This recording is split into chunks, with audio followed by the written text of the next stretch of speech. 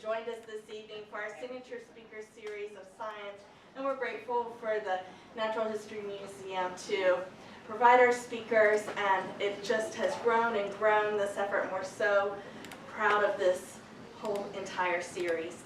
Coming up at the Wayne, we have the Brothers Doobie. It's a tribute to the Doobie Brothers.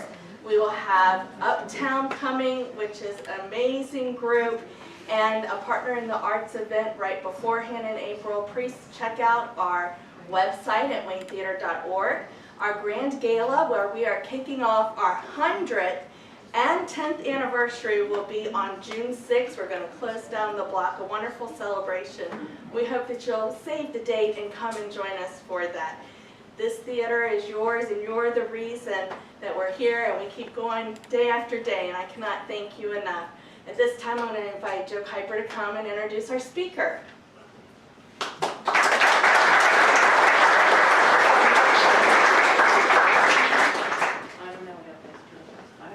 Long walk. All right. So, good evening, everybody. So I'm Joe Kuiper, the museum's executive director. It's great to be here, and I want to thank again. Thank many times, but just can't say enough about the Wayne Theater for partnering in this program. This has been a great way to remain connected with the community while we work on our project. And I also want to thank our community partners, such as the South River Watershed Coalition, as well as the Center for Cold Waters Restoration. Without their help, we would not be able to do what we do. So where does our project sit? The upcoming Virginia Museum of Natural History Waynesboro campus. So we're doing well. We are, next month on April 4th, our project will be in Richmond in front of the Art and Architecture Review Board. So this is one of the necessary steps that the experts on that panel provide whatever edits that the architects need to make to our building and to its design and so forth. And then we have a couple of more steps to take care of, such as cost estimates and so forth. And when those are done, we will have the detailed design process finished. So our board of trustees will be approaching the Secretary of Education and other folks in state government to make the argument that we're ready to matriculate into the capital construction pool. And so that's where we get money to start. So you can do your part.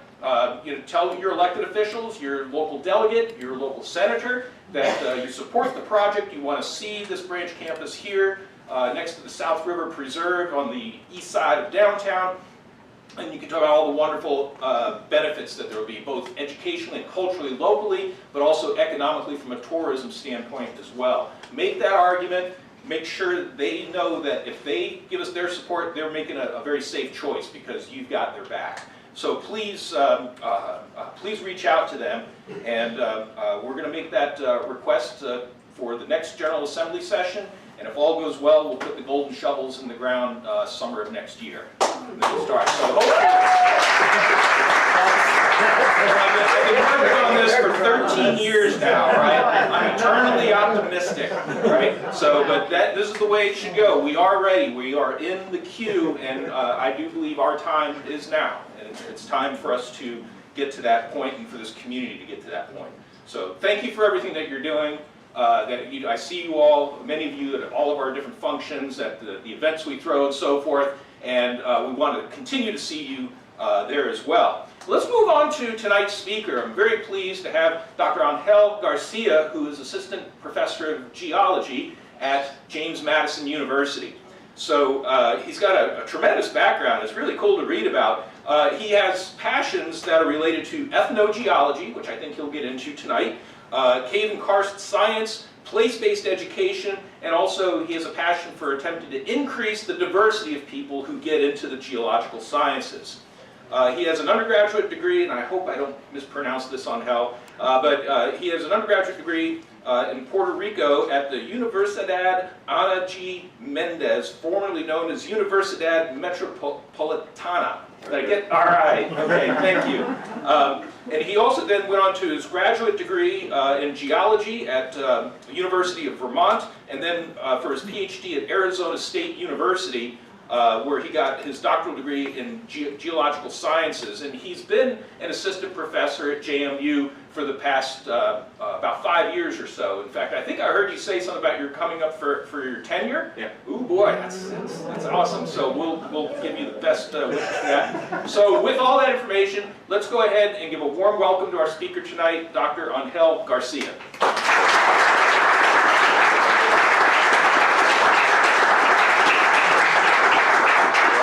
People, you're better attending than my physical geology course. My name is Ángel García. Can everybody hear me back then? Okay, perfect. I'm putting my professor voice right now.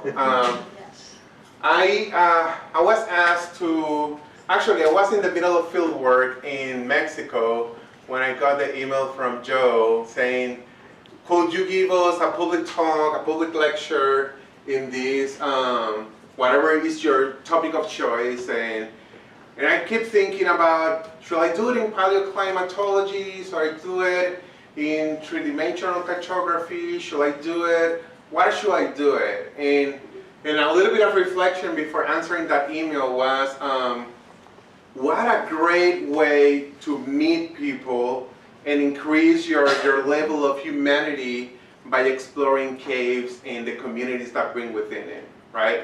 So I'm gonna talk about science for sure, right? But I'm gonna talk a little bit intertwined pathway between what I've been going through as a car scientist, what are current projects, and what are some also things that I'm seeing that is happening with my work in the world. First, I would like to share one of my favorite views.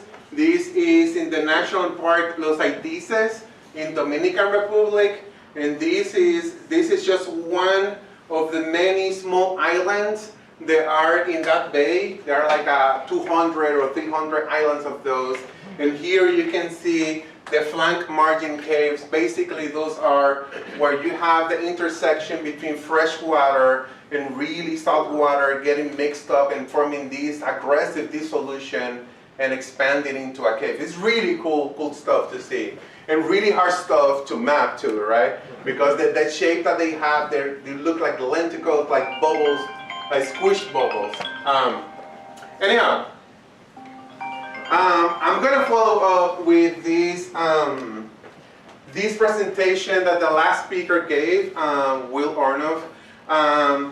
Basically, when I say the context of karst, right, it sounds like a little bit German. It is Germanized word that is coming from the Slovenian kras, that it was to describe a plateau, a platform in Slovenia, right? And it's been getting adapted through the years, and later on, the middle of the century, the Germans adapted as karst, and then later the Italians as carso, and actually we in the Caribbean and in other parts of Latin America we say carso as well, but instead of a C with a K. Anyhow, that it is not a type of rock, what is karst. It is actually a process that is happening constantly between natural waters and soluble rocks, right? I like to emphasize the natural waters because there are natural waters coming from the atmosphere, natural waters that are underground, natural waters that are getting from melting ice, natural waters that are from the sea level rising. It's natural waters interacting with soluble rocks. For example, we see a lot of limestones right here in Virginia, right? These processes start making kind of like a chain of reaction that we know as a dissolution, right? And this process will make really distinctive landscapes, right? Distinctive landscapes that some of them may look something really distinctive, and some of them may look kind of like big holes in the ground, and some of them look like drainage patterns that they are just disappearing rivers, showing up springs and things like that, and making a predictable water supply. But what is true, and this is, I was so happy to see this research 5 years ago, it is that there was a calculation using a little bit of karst aquifers, but basically stipulated that 15% of the ice-free surface of our planet, it is karstified, right? And 17% of the population back then in 2020 live within that 15%, right? So when we talk about karst, when we talk about cave science, when we talk about all this stuff, we are actually in a way trying to advance the knowledge that will be impacting more than 17% of the world population, right? That's why we do this type of work, and besides it's really fun getting into a cave and getting all muddy and all sweaty and all tired, good stories. But it's because it will be impacting a big portion of the world's population. Let me talk to you about where I'm coming from. I am Puerto Rican, I'm Boricua, and half Puerto Rican, half Dominican. And if you see over here, I made this map several years ago. These are the soluble rocks in the Caribbean that will be getting karstified, right? And if you see, for example, starting with Puerto Rico, we have this big portion that we call the Northern Karst Belt. That is basically a fourth of the island that is karstified. That's why caving activity in Puerto Rico is really highly, it happens a lot because a fourth of the island it is, and it's continuous, right? It's connected. And then we have rocks turning into from 37 years, actually 5 million years old to a little bit 40 million years old. It's really young karst, right? Or really young rocks, really young karst happening in really young rocks. If we combine or we compare things to the Shenandoah Valley, that we see things for more than 400 millions of years, right? Mm-hmm. So these are more mature type of rocks that are going through this process between natural waters and the dissolution. But also look at these other islands, Hispaniola, Jamaica, and actually Cuba. I was in Cuba actually less than a year ago, and I was really surprised to know that the water that they're consuming all the time is coming from karst aquifers that actually make 66% of the surface of Cuba, of the island of Cuba. So, like Joe said, I'm an assistant professor at Madison University. I started in 2018 as a visiting assistant professor. That means that you don't have a permanent job, you're just visiting for 2 years, right? But I was finishing my PhD back then, and in 2020, it got into a more permanent position in where I started tenure track, and this year I'm going for tenure for the associate professor position. But like Joe said, I did my bachelor's degree in science from Universidad Ana Geméndez in environmental sciences and also marine biology, right? And I took my very first introductory class of geology. I'm not the cliche of collecting rocks, collecting minerals. I'm not that guy. I don't have, my wife don't like that stuff in the house. Let me tell you that. So I don't have those collections, right? But the first time with this professor, the very first field trip, I'm gonna show you a picture just in a minute, was in a cave. And that for me was mind-blowing. How all this stuff, all this history, because there were petroglyphs inside of that cave, how everything collided into one thing, right? Into how kind of like a basket, of a geological basket collecting all these type of heritages. I'm gonna be talking about geoheritage a little bit more. Anyhow, for those of you that you know me, if you were looking how I look without beard, this is the picture. So this is the same cave. It's called Cueva Los Gemelos, the Twins Cave. It is in the middle of the island in the town of Morovis, in Las Cabachuelas. Las Cabachuelas is a Spanish name for the small caves. Actually, when the Spaniards came in the beginning of the colonization and explored that area, they found like 4 or 5 caves with indigenous art inside. But right now, we know that there are more than 66 caves, and almost all of them with indigenous art. So they've been a lot of presence in those caves. Anyhow, this is me in my very first field trip as an undergrad student. Right there, I don't use a hammer in a cave anymore. And actually, you see I have better lights, so on, and knee pads, you don't see them there. But this is the progression in the same cave, in the same entrance, and I'm gonna keep going to the same cave, and I'm gonna keep taking pictures of it, but it's showing off all that process that I've been going through. This is my dear geology professor, Dr. Manuel Acevedo. He passed away when I was undergrad, but this is the first person that brought me into a cave. He is the responsible of exploring the karst of Cuba in the 1960s and actually helping the design of a geoheritage site, UNESCO site that is the western side of Cuba. He started with that. He guided me on my first cave expedition as a student. He instilled the importance of pursuing a career in cave and karst science, and he helped me appreciate the cultural significance of karst landscapes. So with this talk, I took the freedom of trying to make kind of like a circle where my life is going and talking about science all the way, right? And I want to start with Professor Acevedo, right?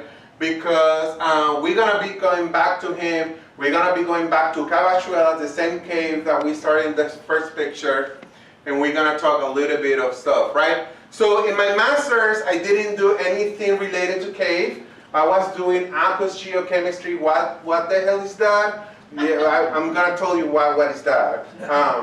That is studying the sulfur chemistry in hydrothermal pools in Yellowstone National Park. Wow. That's what I was doing, right? Trying to, not in a way to predict new volcanic eruptions, but trying to understand behaviors that volcanoes, when they start getting active, start happening in the water chemistry inside of the Yellowstone National Park.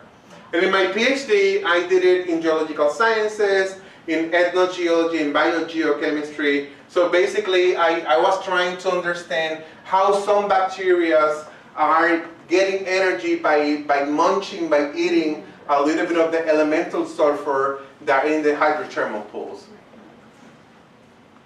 Anyhow, I'm showing you these three pictures.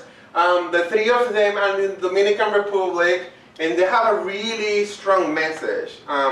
When I was defending my doctoral proposal, right, to get accepted to do a dissertation about that, I was claiming that people hold a lot of knowledge about geological stuff, right?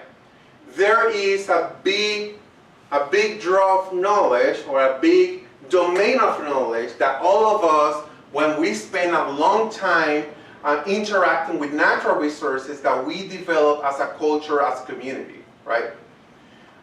This sounds beautiful, and one of my of the committee say, like, how do you know there are not random people waking up that morning and telling you all that stories, right? So I got a little bit, I don't know, disappointed about that meeting.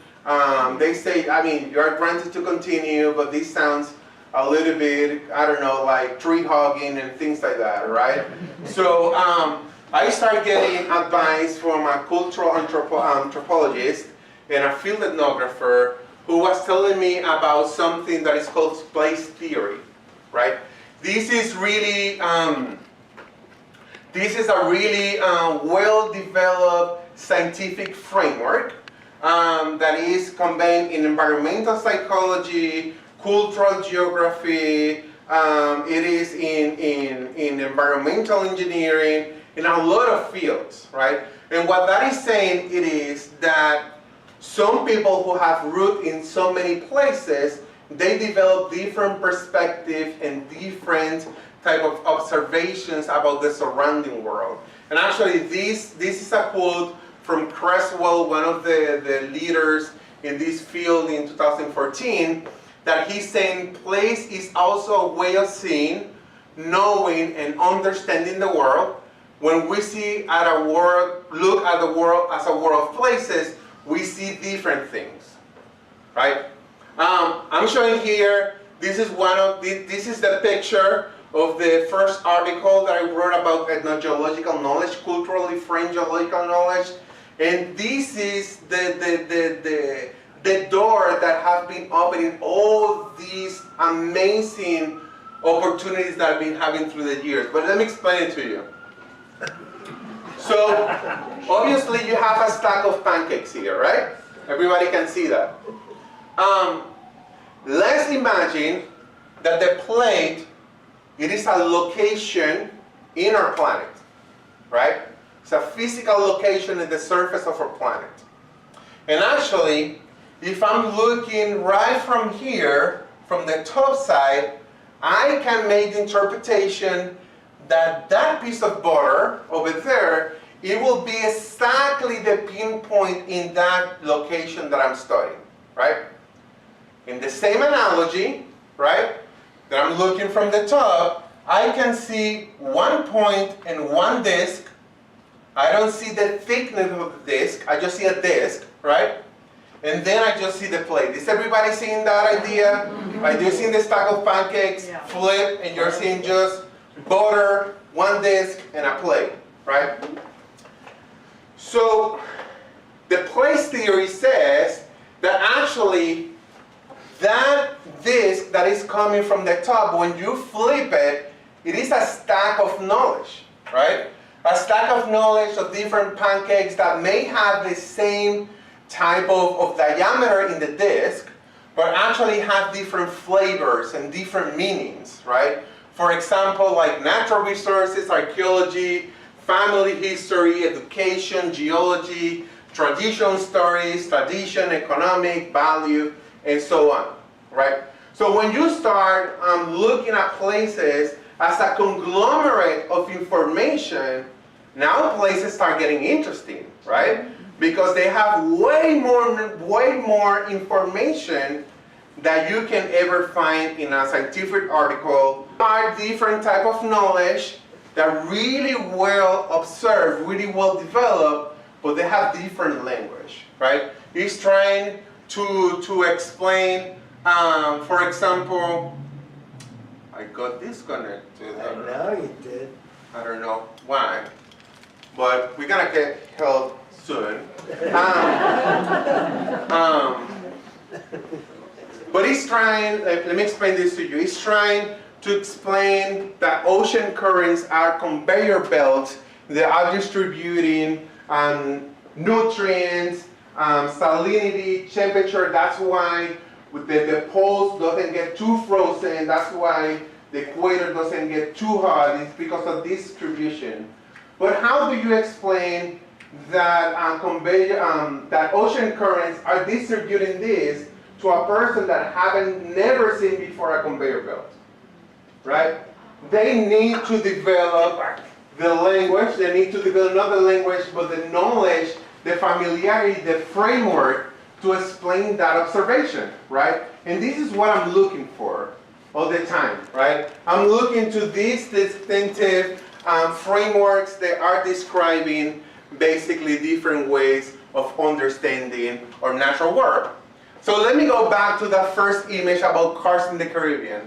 There's many studies that are saying that cars in the Caribbean people are really close together, right? For example, there's a lot of toponymy, place names that are related to karst features, the knowledge that is accruing for millennia, almost always include karst reference within it. And let me talk to you about the most, this is my favorite one. This is from 1498, right? 6 years after the starting of the colonization of this part of the world, right? And the fraile, kind of like a priest, Jerónimo Ramón Panet wrote, I'm going to translate it for you in English, there is, in the Hispaniola island, there is a province called Caonao. That is an indigenous word to talk about abundance of gold, right? There is a province that they call the abundance of gold, and there is a mountain there that it has a name that is called Cauta. In that mountain, there are two caves. And this is really important.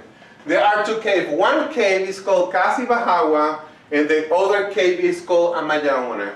And actually, they are saying that everybody from these islands, we came from the first cave, Casibajawa. And everybody else, you guys, came from Amayauna, from the other cave, right? That might sound a little bit interesting, a little bit kind of like funny, but actually when you look at slang, Puerto Rican slang, when you're growing up, and there's been many books describing this, there is a really important saying when I know a person from a really, really long time. And it's that I know this time from the time of the Huacara. Wow. And Huacara, it is the translation, indigenous translation for cave, right? To is making reference to something that has been generational for hundreds of years, for thousands of years of interaction, experiencing parts of the karst in the Caribbean. Anyhow, what we did with that study, we developed something that is called Cultural Consensus Questionnaire, and that is developing a model. And basically what you're seeing over here, besides all these numbers and all this math, it is describing how people are actually consensus between themselves.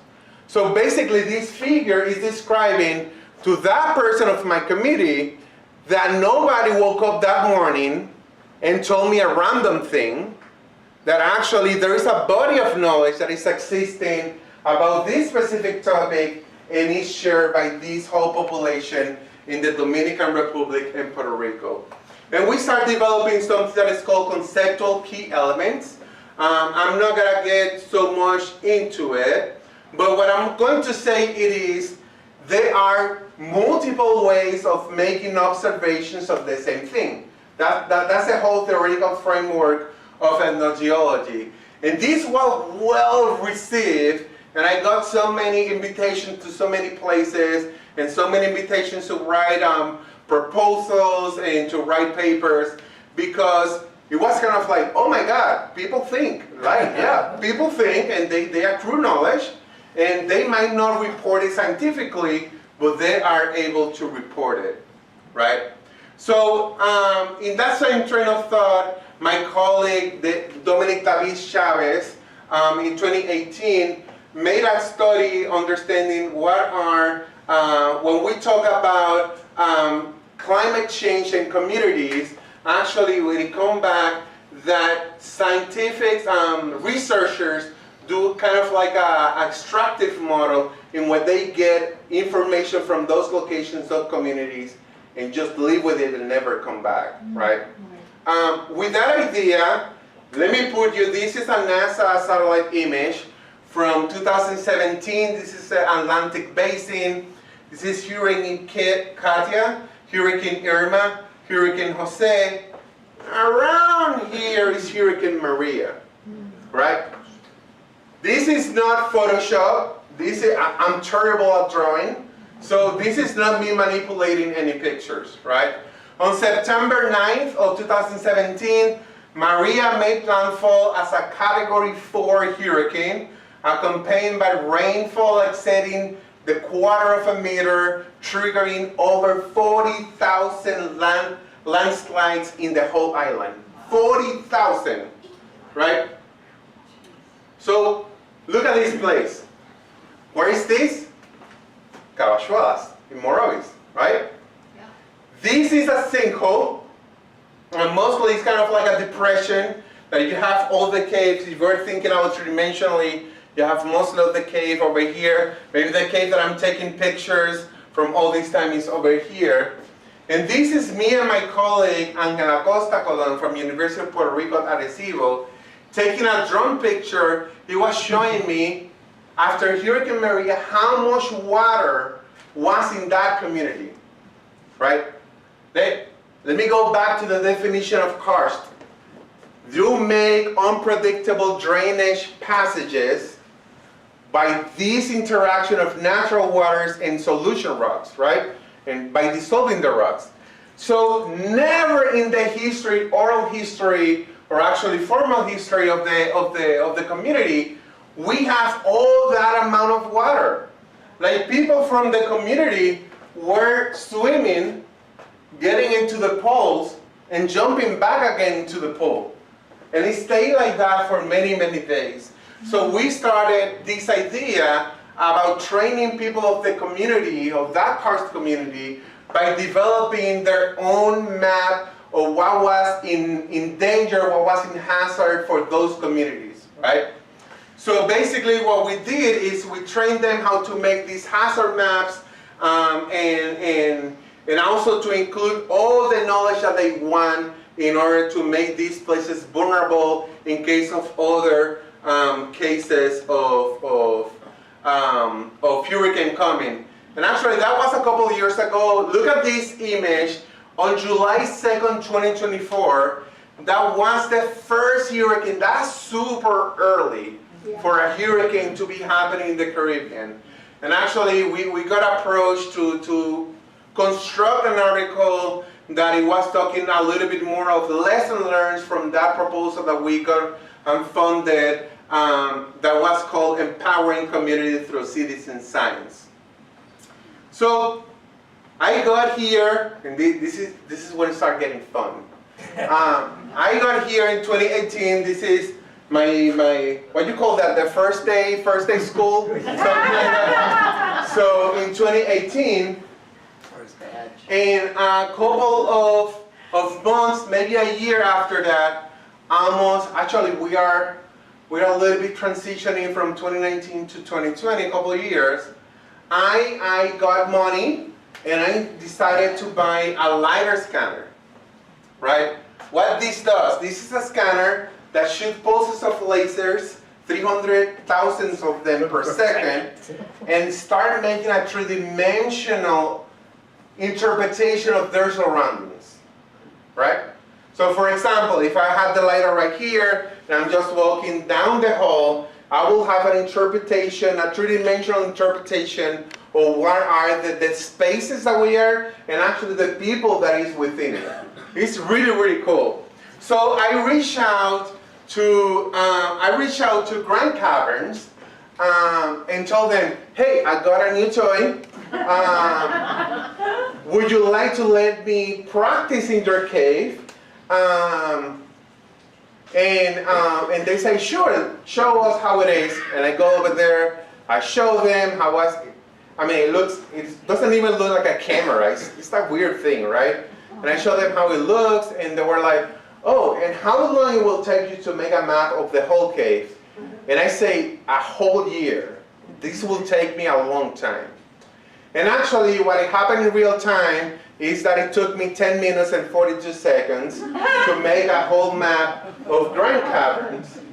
And this is the map of Grand Caverns of the upper section that is composed of 271.2 million of points. Jeez. Right? Okay, cool story associated with this. We were over here with my students, and I told them, the ones that they were in the track team, to run the whole thing to the two entrances and come back in less than 15 minutes. And they say, like, challenge accepted. They start running with the whole thing. They came back in 10 minutes, 42 seconds. They mapped to a different type of interpretation. Why don't make this map to reach out different parts of the population, right? What you're seeing over here is an animation of the upper section of Grand Caverns. This is real data. You see the stairs, you see the handrails over there, right? And you see all the passages, you see all the stairs of mud, you see the different things, but also, let me get out of the way, but also you're saying really cool interpretations of the geology of the cave, right? Yeah. The bedding that is almost vertical. How many of you have been in Grand Caverns before? Yeah. Do you see those beddings that are vertical on top of you, right? Do you see they're going all the way from north to south, and actually when we start getting a little bit of south of the cave, we're still them tilting a little bit, right? So we started making a really good map of the cave. This was mostly done by a couple of students and me. And actually when we start getting this together, we start observing, and I'm start getting nervous because I don't have too much time, but we start contributing to the mapping legacy of Grand Caverns. It's the show cave with the oldest, it's the oldest show cave in continuous operation in the continental US. From tours from 1806 to now, 2025, right? But we are contributing to that legacy of mapping that is happening over there. And if you see, those maps are getting really close to each other, right?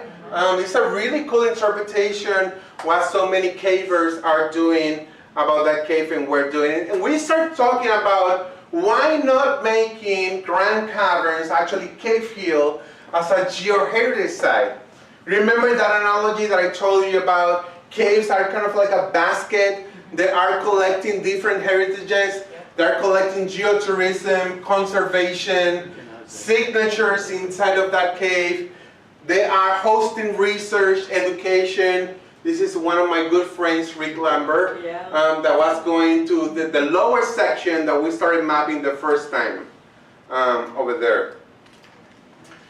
So we start putting all this stuff together, right? A lot of the work was done by the town of Grottos, by the Grand Caverns, and we start reviving this idea.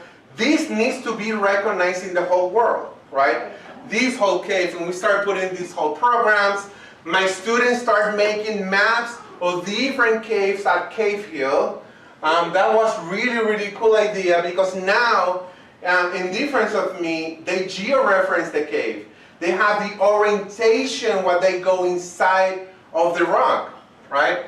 Yeah. So look at this idea. They put all the caves that they map where specifically they belong inside of the hill, right? And you can see how is the overall attitude between the caves, the overall shapes. You can see and you can measure the deformation of the rock, of the Conococheague Formation, that is going from the beginning of the cave, that is going from the north side. We have Madison Saltpeter caves too. That is going from right here, making these folding and getting flatter over here in Fountain Cave. This is why we say that this mountain in the town of Grottos, this hill, is a miniature version of the Appalachian Mountains. Mm-hmm. And how cool to study the Appalachian Mountains miniature, right? That we can explore it doing other stuff that just not including surface interpretation, but also underground interpretation. Some of my students have developing virtual tours that they're getting in process right now. I had the pleasure of hosting, we got sponsored by the National Science Foundation, three years of actually, here's one of my students of the last year that is coming here to present, Pedro, that is coming here to present in the Geological Society of America. But we developed Europe's undergraduate research opportunity in cave and karst science in partnership with Grand Caverns, in partnership with the Virginia Speleological Society, the University of Puerto Rico, and so on. And these are amazing projects that we start developing through the years.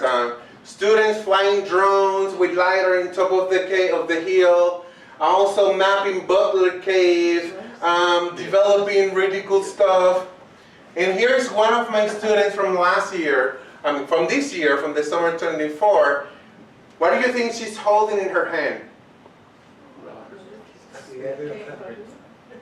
I hear over here speleothem.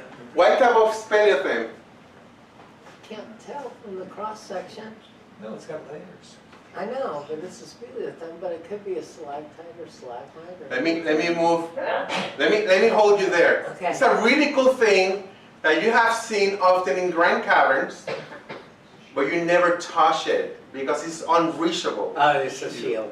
For us. For shield. Anyhow, she presented her findings in Spanish for the first time in the Geological Society of America in California. We're well received. And actually, this is, I'm giving you examples of what we put a labor of love, what is the geoheritage of Grand Caverns in this book that is called Geology's significant sites and their contributions to geoheritage. And then we have a chapter that is called Using the Geoheritage Framework to Explore the Intersection of Diverse Legacies at Grand Caverns, right? I'm showing you this picture. This is the director of the park, Austin Shan. He's right here. And this is me. Next to one of the shields that is really big in the last part of the tour, and I'm also eating lunch in Pittsburgh, I think so, right? But anyhow, what I'm saying it is going through that community, that framework that we developed to give it the Grand Caverns back, right? I started developing really cool interactions, really cool and relationships with, for example, Austin, right here, other students like Lily Whitman, for example, like Lorelei Della Vedova, Zach Thomas, many students are helping, Scott over here, that is helping all these things to get fruitful. It's not, you cannot do it by yourself. Even if you're really, really smart, the day just have 24 hours, man. And you cannot make it longer than that. This is a picture of my friend Daniel Benin from Brazil. By the way, he won second award this year from the International Union of Speleology. It's a different picture, but this is the one that he gave me. This is called, I'm going to show you right now. But I'm showing this picture, it looks majestic. That does. But look me here. I'm holding a flash. That's what I'm doing over there, right? For the whole pictures. So you have this person posing really strong, right? And I'm here, kind of like in the shadows, holding a flash. Let me talk to you about this cave. We did a mapping. We did a map of that cave. It's called Lago dos Suspensos. Anybody here talk Portuguese? No? It means the cave that it has a lake that is floating. Oh, cool. So for example, when you have over here, it's a little bit, the entrance is right here, it's like 40 feet rappelling down, right? And you start getting through here, the picture is taken from here to here. This is a lake of travertine. It's kind of like a pool, really nice. It is flooded all the time. And here it is like more drop, maybe 60 feet of another lake. That this lake, when the water table starts going up, inundates the first lake, inundates right here, and when the water table goes down, there is a lake floating. How cool is that, right? That I got invited by the University of Sao Paulo in Brazil to make this map and work into this idea of bringing ethnogeology in order to make observations about the relationship between communities and the karst, Brazilian karst. I'm showing here a picture. I don't know if he's seeing me. He's a fan. I'm showing a picture of my PhD advisor. How cool if you go back to the field after many years with your PhD advisor, with your professor back into the cave in order to keep doing research. So this is another project that we developed in Mexico. This is when you got the email, Joe, that you sent me an email. This is Cueva, this area, it is called Las Peñitas, the small rocks. And basically we are here with people from University of Puerto Rico, really long friend from 20 years, Ángel Acosta, and also university PhD students from University of California, myself, a lot of people from the community, archaeologists from the state of Mexico, caver for 35 years, and we start doing this map of this really cool cave in Mexico. One, to understand the paleoclimate of the area, right? How different climate is changing through time, and the other one to understand the intersection between communities in Las Peñitas and paleoclimate as well, right? How people are reacting, how we have a record of people reacting to different changes in the climate. This is a really cool picture in the field. I never will imagine that meeting this person 20 years ago when I was an undergrad, when he was a grad student in Purdue University. We ended up in 2025 in a trip in Mexico. I'm pretty sure there were jaguars near us. But to this cliff, in order to map this really important cave, and also here with Jean-Louis, a really important caver in the area. Wow. Right? This is a figure from the Geoheritage chapter that we published. These are different shields. Actually, I'm gonna refresh that. I'm gonna start calling it from now on palettes. Anybody know what is a palette? Any artists here? Yeah. Yeah, right? Because they look like that. Yeah. And they're stuck in their bedrock. They look really weird. Some of them look a little bit more like frisbees stuck over there. Some of them have a little bit of the flagging that we actually call it in literature some sort of parachute looking like. But the truth is, these weird speleothems, they don't have a preferred shape. They can grow like this, can grow like this, they can grow like this, they can grow. Look at all these different orientations of these shields, of these palettes next to each other. What we know about them, right?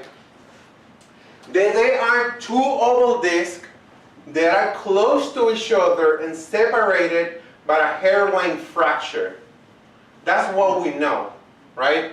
And actually, it used to be thought that perhaps they are formed by welts. That's another kind of like formation that we have in cave, but we know it's a totally different thing. What we know as well, that they are really abundant in many parts of the US, they're really abundant in other parts of China, Europe, in the Caribbean, right? I didn't know that. So anyhow, I got a tour of Grand Caverns. This is before I had the toy and I was, right, telling them I will take 1 year to do the whole thing. And I'm taking a tour and I'm asking, what is that? And the tour guide say, actually, I don't know. But hold on, this gets better. I don't know, I think it's this. And actually, I went back home, start doing my research hat, right? And people don't know. She was real, she doesn't know because scientists don't know. That's right. It's an enigma. And I say to myself, how any logic, sane mindset scientist can go home saying, I don't know, right? And they start doing research, looking at all these books, all these papers. There's chapters about speleothems and a paragraph like this about palettes. People don't know, right? Anyhow, last summer, my student Bianca and we went into endless caverns, and the tour guide told us, I have this weird piece of rock, you want to take a look? And it was the lower part of a palette. Wow. Finally, I have it with me, right? And I told my student, could you actually polish it so we can take a look what is inside? And this is how it looks inside. It looks these concentric layers that are growing from the center, right? They have different colorations. This one has a little bit of reddish, maybe because of the clay that is in that cave. And we did a couple of experiments, and shout out to the Virginia Museum of Natural History Foundation for giving us the money. And I started having this idea, what if, and I'm still what if, palettes are actually an archive of some sort. Let's call it paleoenvironmental archive. Let's not go there to call it paleoclimatologic archive. What I'm saying is, they're archiving something in the environment, right? And I send it, I did a couple of drillings with my student. We send it, let me explain this to you. We send it to Brown University to do oxygen isotopes. Actually, when we do oxygen isotopes that hand this test, it is in order to see if we can trust that speleothem to do a paleoclimate reconstruction. What does that say? Is the oxygen isotopes distributed in equilibrium through the whole layer, right? So it doesn't matter if I take a sample from here, or I take a sample from here, or from here, it will have a really similar value in oxygen isotope. That's a really big question. When he sent back the results, they are in equilibrium. Oh my God, right? Now, my idea of making an archive out of a palette, of a shield, it is getting closer. And actually, what we did, we took random samples from here, and random samples from here, and they came back, both of them in equilibrium through the whole layer. Okay, I'm getting excited. Everybody's getting excited in the community. I'm gonna show you this. Please don't take pictures because it's not published data. What we did is also we create a geochronological model, a geological model. We give it context. When it started growing, when it stopped growing, right? And our results came back that it started growing around 330,000 years ago, and it stopped growing around 175,000 years ago. That piece of a shield, that piece of a palette, right? This for me is amazing. I am the first person who is publishing this type of work. I will be giving this speleothem to the Virginia Natural History Museum to put it over there. And we're gonna do a really whole analysis within it. We find, now that I know how shield looks on the ground, I find them everywhere, right? Because before they needed to be set up and they need to be disformed, and I found them often. Actually, I went to Melrose Caverns and I found another piece, a bigger piece, maybe like 80 pounds, maybe less. I'm a little bit weak, but maybe it was heavy. But it has the topper part of the shield as well, the other plate in top of it. So we're gonna be doing some geochemical analysis. But this is a couple of things we found that are crucial to the understanding of palettes in the world. They look like this. This one is from Grand Caverns. Actually, when we cut it, we noticed that all this flagging that some of them call parachutes, or it looks like a parachute, right? It is actually not an accessory flowstone. It is part of the lower plate. That's the response that I wanted from you, silence, right? So this means, right?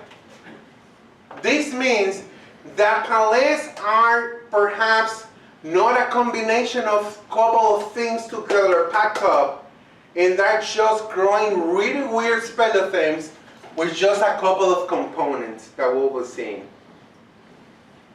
We wrote this small paper that is called Examining the Internal Structure and Geochemical Properties of the Lower Disc of a Palette Speleothem for the International Union of Speleology that I will be celebrating in Brazil this upcoming summer, and we want to present it over there. So I was talking to you, I'm finishing up, I promise. I was talking to you about going to Cuba, right? It was really special for me. My professor, Manuel Acevedo, Cuban, cave and karst scientist, was a really strong member of the Cuban Speleological Society. For those of you that you don't know, the Cuban Speleological Society just got 85 years of existence. They are older than the National Speleological Society. Society, right? NSS. long time they've been exploring caves, right? This is me with members of the Cuban Geological Society and the Cuban Speleological Society looking at different limestones, and you see how they get like Swiss cheese and all the water getting into them. Anyhow, I went to the Appalachian Car Symposium many months later, and a good friend of mine handed me this Cuban publication that is called Caves and Karst, Cuevas y Karstos. Got really excited, emotional. So somebody saw right that connection between me and my professor. And when I started reading it, he was one of the authors of the book. She didn't know that.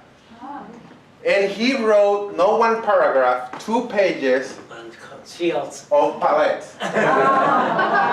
How cool is that, right? That you didn't know your professor was studying palettes before you, and many years later, when he passed away many years ago, you find that he was studying, he was interested in palette speleothems as well in Cuba.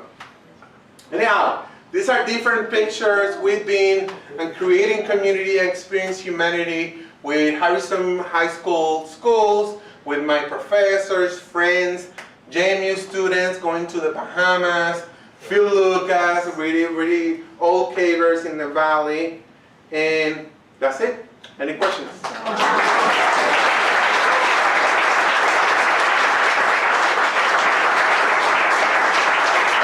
minutes off. We have time for Okay. a couple of questions, since we're running a little bit long tonight, but I think this is a good opportunity. Yeah. Your palettes. Uh-huh. Do you see any correlation between the dip of the bedding and the formation of the palettes? Joe asked me to repeat the question for everybody, right? In my palettes, speleothems, the ones that I'm seeing any correlation between the dip when the bedrock is in top of them, right? I'm making an interpretation, right? And the formation of the palette, right? I haven't seen that. Now, I have seen so far that these different planes of growing create, in my opinion, create different subtypes of palettes. And where you will have, for example, in palettes like that one that is a little bit like this, the plate that is formed over here, it is formed by gravity, like here, right? But the other one that I have is a little bit more tilted. It has a really different shape in the top of it. So I think palettes have different subtypes within them, and they are not related to the bedding, vertical bedding, because they're horizontal caves too, with preferential planes of dissolution. You guys know that word. Preferential planes of dissolution, and so on. But what we see is it needs to be an interaction between sediments, that's what I think, water, sediment, and the closeness that is to the rock, to the bedrock, that it start depositing it. So my idea, don't cite me on this, I haven't published it, but it's that the sediment is really close to the bedrock, and you have a fracture that start making that drip, and it start depositing kind of like a small plate, and that plate is growing and it's getting a little bit within the sediment, and as the sediment go, you start seeing that weird shape getting longer and longer. That's what I think. Now, my model doesn't fit all the palettes that I'm seeing, just a few of them. Any other question? Yeah? If you're willing to share, how much did the LiDAR scanner cost? The LiDAR system, this one is a little bit old.